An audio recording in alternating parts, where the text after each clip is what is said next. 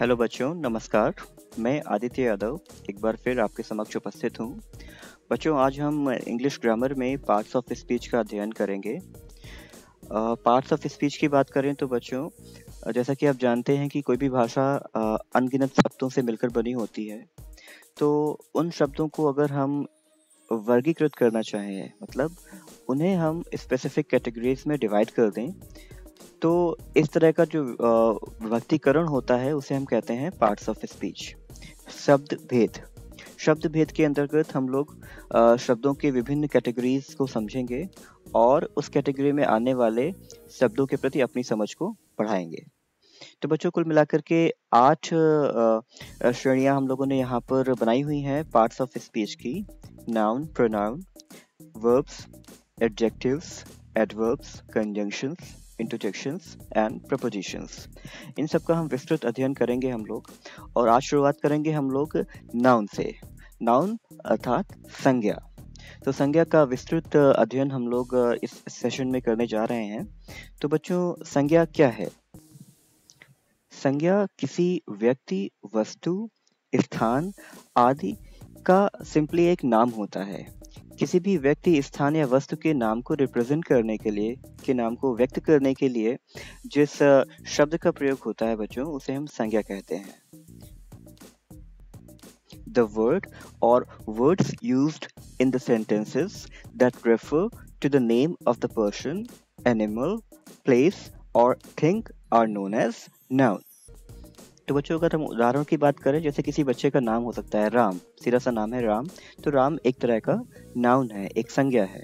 ठीक ऐसे ही लड़का किसी व्यक्ति के बारे में बता रहा है, तो ये एक बॉय, इसे हम इंग्लिश में बॉय कहेंगे, तो ये भी एक तरह का नाउन है। ठीक ऐसे ही गुलाब का फूल होता है, गुलाब का पौधा होता है, घर, किसी भी चीज का अगर हम नाम की बात करेंगे तो वो सिंपली नाउन कहलाएगा या संज्ञा कहलाएगा।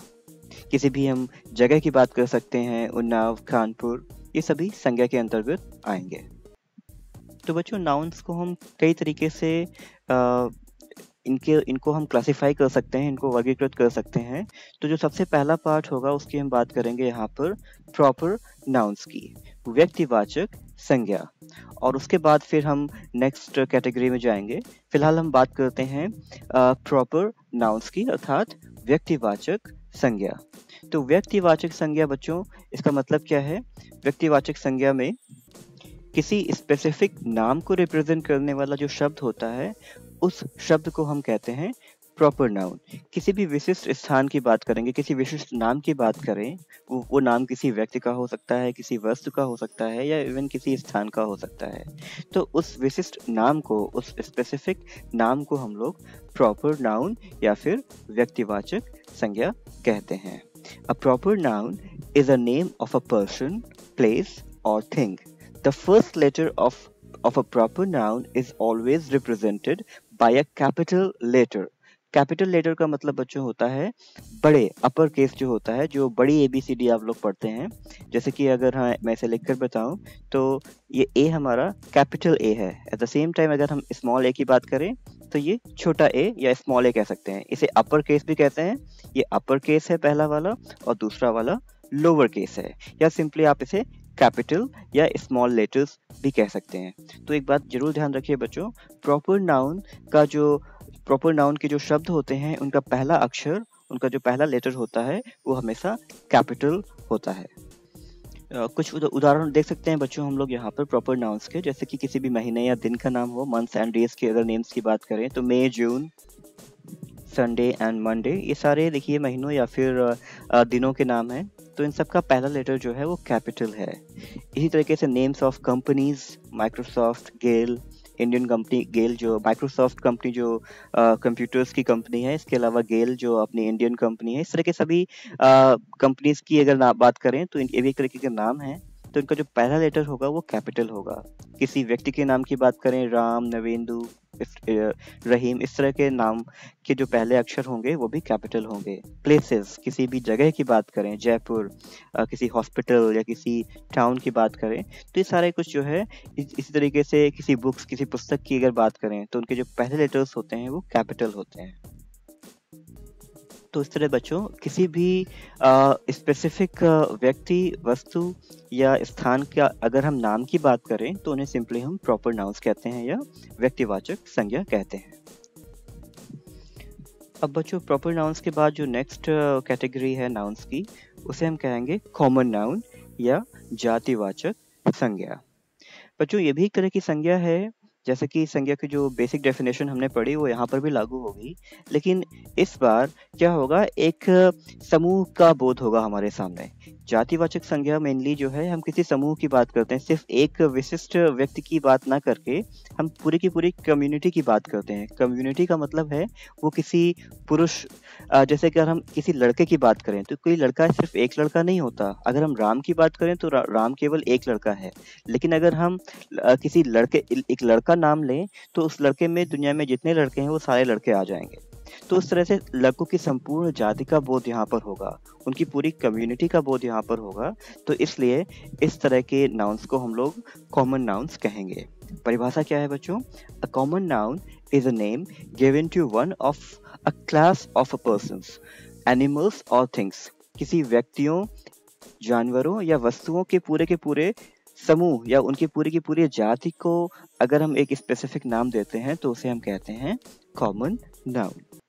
जैसे कि आप नीचे कुछ उदाहरण देख सकते हैं बच्चों। अगर गर्ल्स की बात करें तो गर्ल, ये संपूर्ण जाति का बोध हो रहा है यहाँ पर, तो ये एक कॉमन नाउन होगी। लेकिन अगर स्पेसिफिक किसी सीता की बात करें तो कोई सीता एक होगी, या किसी एक पर्टिकुलर सीता की हम बात कर रहे होंगे तो वो प्रॉपर नाउन वहाँ पर हो जाएगा।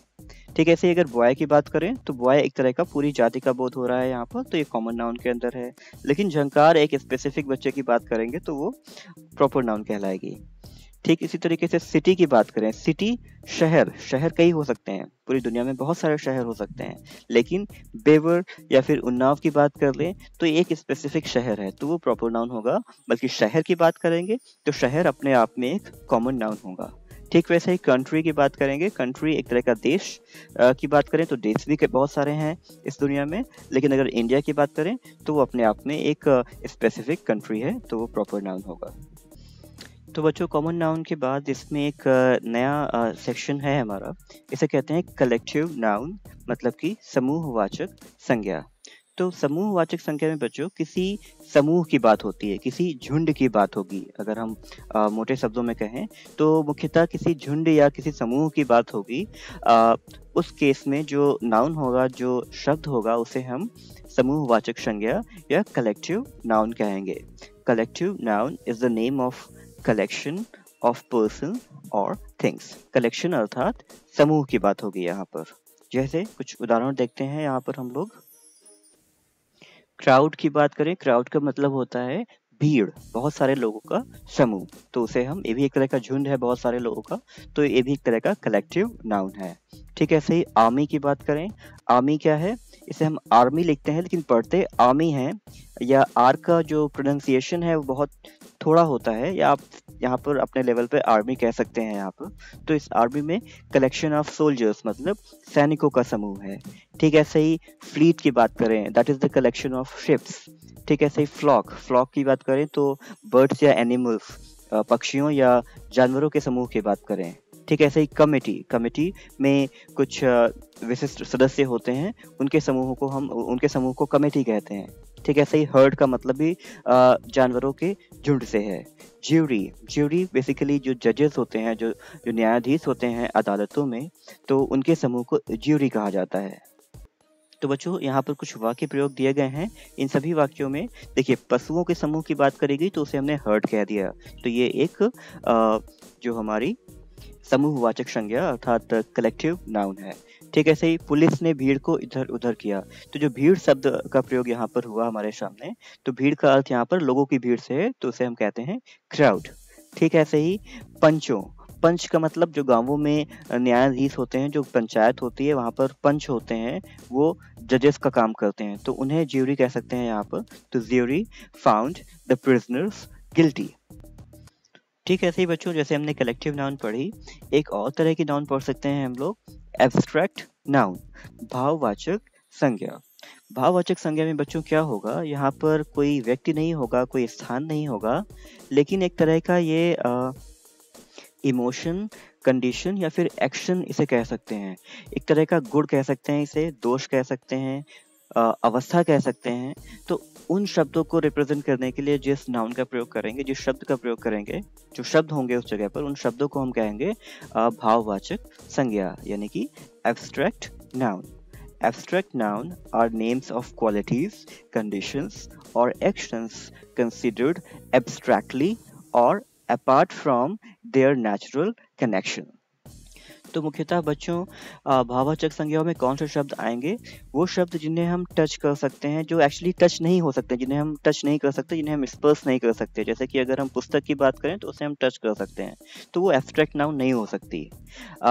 स्वाद, इसका हम स्वाद नहीं ले सकते। जैसे कि अगर हम पानी की बात करें, हालांकि पानी तो स्वादहीन होता है। जैसे कि अगर हम टॉफ़ी की बात करें तो टॉफ़ी का हम स्वाद ले सकते हैं, तो वो कोई और नाउन होगी, यकीनन वो एब्स्ट्रैक्ट नाउन नहीं होगी। जिसे हम देख सकें, जैसे कि अगर हम एक जानवर को, एक घोड़े को देख रहे हैं, तो घोड़ा भी एब्स्ट्रैक्ट नाउन नहीं हो सकता।